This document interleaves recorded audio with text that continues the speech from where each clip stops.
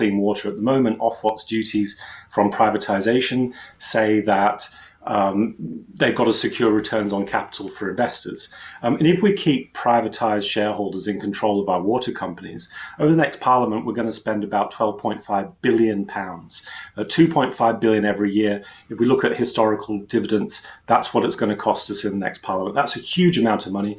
We could have 40% more investment if water was back in public ownership. But the other thing is, it's not just enough to put companies into public ownership. It's got to be better governance everywhere, as well as better regulation.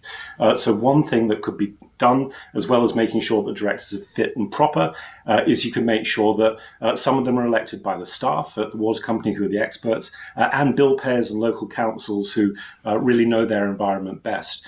So that's what we see in successful governance structures elsewhere in Europe with their water companies. It's something that we could do at home. Do you think there's an appetite for that? Lastly, when we have votes for police commissioners, the turnout in some instances is around 20%. Do you think people will be excited about voting for their water boss?